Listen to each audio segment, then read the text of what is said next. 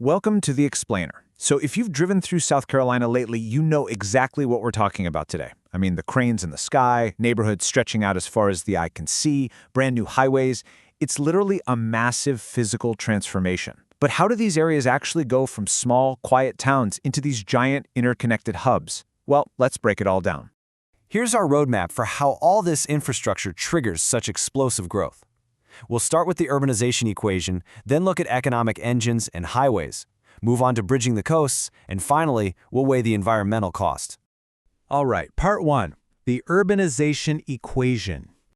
Now, you're probably familiar with the basic idea of urbanization, people moving from the country and clustering into central hubs. But to really get a grip on South Carolina's unique boom, we have to look at how this core process is just completely in overdrive right now. And this naturally spills over into creating metropolitan regions, right? It's no longer just one isolated downtown core. We're talking about a sprawling, interconnected landscape where the city and the surrounding areas share industries and basically function together as one giant unit. But what holds it all together? Infrastructure. This is the physical foundation. We're not just talking about laying down some random concrete. We mean the very specific roads, the massive bridges, the bustling ports, the actual skeleton that makes it possible for a region to function economically. Then you add the human element, population growth.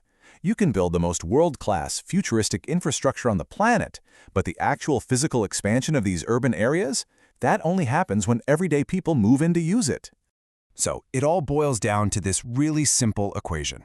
When you take infrastructure as the catalyst, and you mix it with the driving demographic force of a booming population, the inevitable consequence is this sprawling metropolitan expansion. You absolutely have to have both, the physical systems and the people, to ignite this kind of transformation. Okay, moving to part two, economic engines and highways. To see this in action, just look at the Port of Charleston. It is a massive economic engine, and it works in three distinct steps. First, it draws in a massive maritime and logistics workforce. Second, that port access acts like a giant magnet for global industry. Think major players like BMW and Volvo. And third, it seamlessly plugs the local region straight into global markets. But you know, a colossal port needs a colossal network to back it up. And that's where interstate highways come into play. These highways are the literal arteries of growth.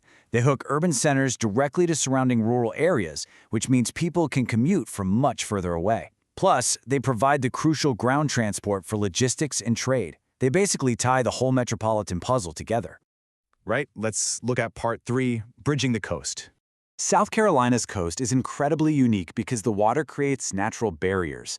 Before major infrastructure came along, the barrier islands were, well, pretty isolated rural communities. But once bridge access was introduced, total game changer. It fundamentally altered their trajectory, turning those quiet islands into massive residential suburbs and booming tourist destinations. And it definitely wasn't magic. It came down to specific physical catalysts. I'm talking about massive engineering feats. The Arthur Ravenel Jr. Bridge, the James B. Edwards Bridge, the James Island Connector, and the bridges leading over to Hilton Head Island. These spans of steel and concrete are literally what bridged the coast and allowed all that population growth to just spill right over the water. Let's take the Arthur Ravenel Jr. Bridge as a prime example. When it replaced those older, incredibly narrow bridges, it massively increased the travel capacity between downtown Charleston and Mount Pleasant. That single piece of infrastructure was the key that completely unlocked the East Cooper area, triggering just an absolute explosion of rapid suburban growth. You see the exact same thing with the James B. Edwards Bridge over the Wando River. It expanded the Interstate 526 corridor and served as the missing link for the outer belt of the Charleston metro area.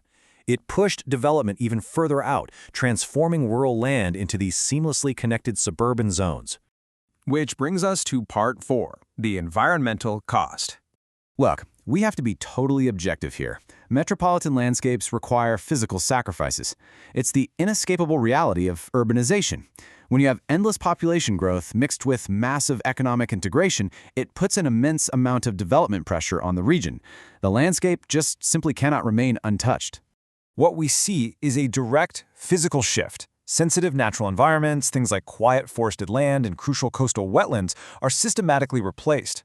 To handle urban drainage and support massive infrastructure, the area transitions into a built environment. We're talking residential zones, commercial centers, and miles of impervious surfaces like asphalt and concrete.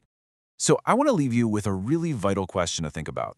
As all of this infrastructure continues to expand outward, what is the next wave of urbanization going to cost South Carolina's sensitive coastal ecosystems? Next time you're driving over one of those amazing bridges, just ask yourself, where exactly is the balance between sustaining metropolitan growth and preserving the natural coast? Thanks so much for joining me for this explainer, and keep questioning the world around you.